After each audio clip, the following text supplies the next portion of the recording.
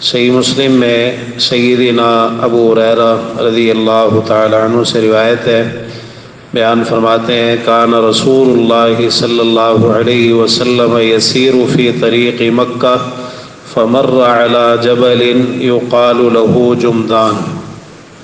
پیارے پیغمبر جناب محمد رسول اللہ صلی اللہ تعالی علیہ وآلہ وسلم شاہراہ مکہ سے گزر رہے تھے تو ایک پہاڑ کے پاس سے آپ کا گزر ہوا جسے جمدان کہا جاتا ہے۔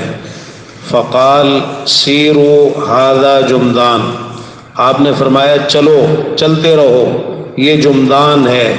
سبق المفردون، مفردون سبقت لے گئے۔ قالوا وما المفردون یا رسول اللہ، صحابہ کرام رضی اللہ عنہم نے عرض کی کہ اللہ کے رسول صلی اللہ علیہ وسلم مفردون کون ہے؟ قال الذاکرون اللہ کثیرا والذاکرات، فرمایا کثرت سے اللہ کو یاد کرنے والے مرد اور یاد کرنے والی عورتیں۔ اس حدیث مبارکہ میں رسول اللہ صلی اللہ علیہ وسلم کے ایک سفر کا ذکر ہے۔ مکہ مکرمہ کی شاہراہ پر آپ جا رہے تھے طریق مکہ۔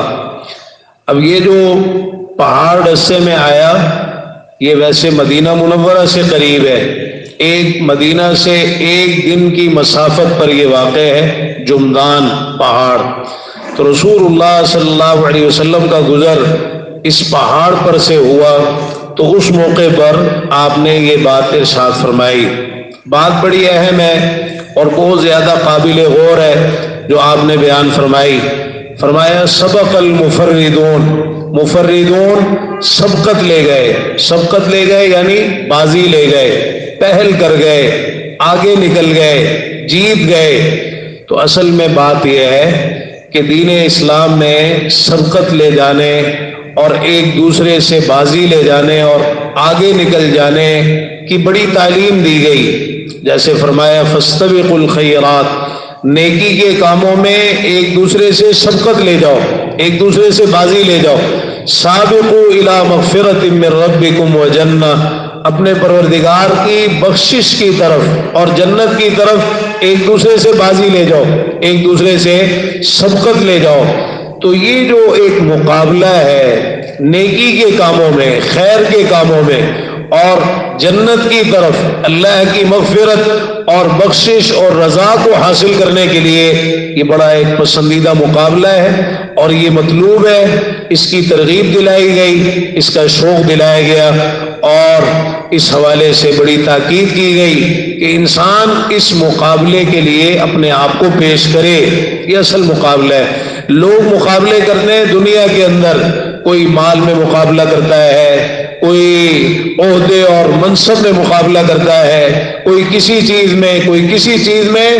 اصل جو مقابلہ ہے وہ نیکی کے کاموں میں ہے، خیر کے کاموں میں ہے۔ تو آپ نے اسی مقابلے کا ذکر کیا، سبق المفردون، جو مفردون ہیں وہ سبقت لے گئے۔ اب یہ جو مفردون ہے، فرد یفرد تفریدا فہو مفرد، یہ لغوی معنی تو اس کا ہے اپنے آپ کو تنہا کرنے والے، اپنے آپ کو اکیلے کرنے والے، یعنی اپنے آپ کو تنہا کرنے والے، اپنے آپ کو اکیلے کرنے والے، دوسروں سے الگ تھلگ ہو جانے والے سبقت لے گئے۔ اس کا لغوی معنی یہ ہے۔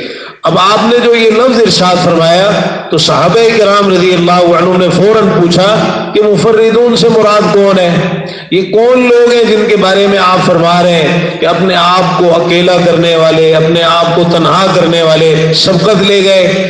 تو آپ نے اس کی جو شرعی مراد ہے وہ ذکر فرمائی کہ جو اس لفظ سے آپ کا مقصود تھا آپ نے وہ بیان فرمایا، الذاکرون اللہ کثیرا والذاکرات، کثرت سے اللہ کو یاد کرنے والے مرد اور کثرت سے اللہ کو یاد کرنے والی عورتیں۔ ظاہر ہے کہ جب انسان اللہ کو یاد کرے گا تو اس کو اپنے آپ کے ساتھ تنہا ہونا پڑے گا، لوگوں کے تذکرے سے اپنے آپ کو تنہا کرنا پڑے گا۔ اللہ کا ذکر کرنے کے لیے، اللہ کو یاد کرنے کے لیے دوسری باتیں انسان کو چھوڑنی پڑے گی۔ جب انسان اللہ کا ذکر کرتا ہے تو لوگوں کے تذکروں سے اپنے آپ کو الگ کرتا ہے اور ایک اللہ کا ذکر اس کی زبان پر ہوتا ہے تو یہ وہ چیز ہے جو انسان کو آگے نکالتی ہے اور جس کی وجہ سے انسان سبقت لے جاتا ہے، بازی لے جاتا ہے۔ جو جتنا زیادہ اللہ کا ذکر کرتا ہے وہ اتنا زیادہ آگے نکل جاتا ہے۔ تو مجھے اور آپ کو بھی اس کا اہتمام کرنا چاہیے کہ ہم بھی جیتنے والوں میں شامل ہو جائیں، سبقت لے جانے والوں میں اور بازی لے جانے والوں میں شامل ہو جائیں۔ تو اس کا طریقہ کیا ہے کہ جتنا زیادہ ہم اللہ کا ذکر کریں گے، اللہ کو یاد کریں گے، مرد ہو یا عورتیں ہو، دونوں کو آپ نے ترغیب دلائی، مردوں کا بھی ذکر کیا اور ساتھ ہی الگ سے عورتوں کا بھی ذکر کیا۔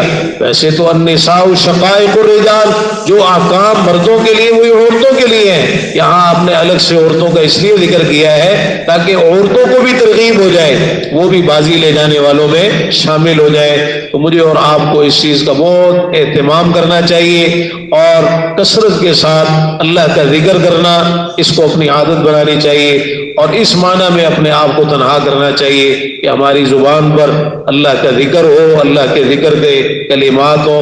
اللہ تعالیٰ میں توفیق نصیب فرما دے، اللہ تعالیٰ توفیق عطا فرمائے کہ ہمارے عقیدے، عبادات، معاملات، شکل و صورت، لباس، کاروبار، تجارت، چلنا پھرنا، اٹھنا بیٹھنا، سونا جاگنا، اخلاق، گفتار، کردار، خوشی اور غمی کے تمام امور، سب کچھ پیارے پیغمبر جناب محمد رسول اللہ صلی اللہ تعالی علیہ وآلہ وسلم کے طریقے کے مطابق ہونا چاہیے۔